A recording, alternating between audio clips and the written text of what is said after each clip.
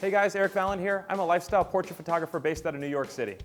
So for this shot, I'm going to show you how to do the classic three-point lighting setup practically anywhere. The beauty of this is with the mobile modifiers like the FlashBenders, you don't need a cavernous studio to make professional looking portraits.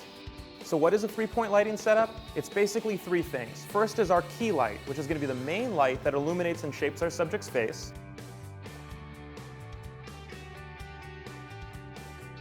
The second light is going to be a hair light, which is going to come streaming over her shoulder, separating the beautiful blonde hair from the dark background. The third light in this case is going to be our background light.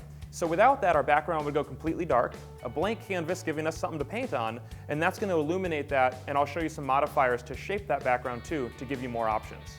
Finally, the fourth piece is going to be our fill card. So this could be a reflector or a piece of poster board, but I definitely want you guys to start using reflectors and fill cards because it essentially adds another light source without having to buy another flash.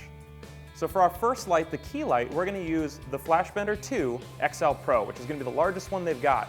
With that, I have a diffusion panel on the front, which essentially turns this into a large softbox. What's beautiful about a softbox is it gives you even illumination of the face, so there's no hard fall off.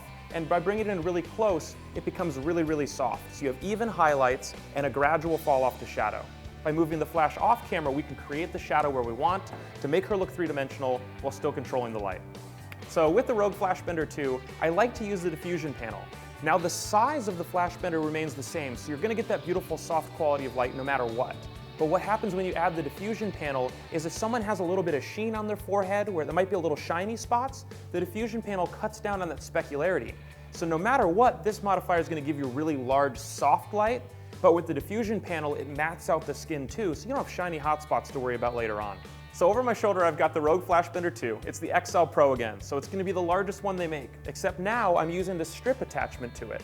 So this gives me a more focused beam of light, and I'll also have a grid on the front which focuses it even more. So what that allows me to do is put the light only where I want it and absolutely nowhere else.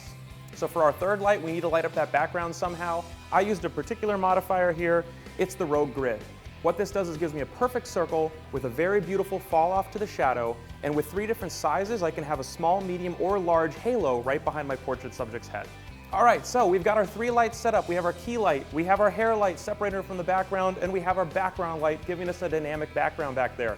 The one thing we're missing though is our fill. In this case, I chose not to use a flash for a fill, but instead I brought in some poster board to use as a fill card.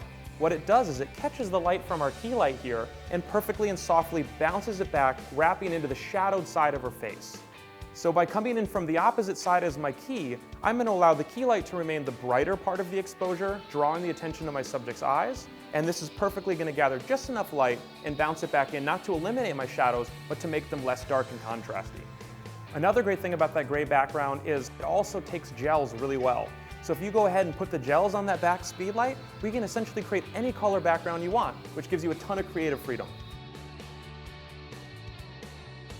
So what we did here is we found any old wall, we put some nice gray background on there, which is a versatile background color, and with three different modifiers, we were able to knock out a three-point lighting setup. Classic portrait, perfect for seniors, perfect for headshots, executive portraits, you name it.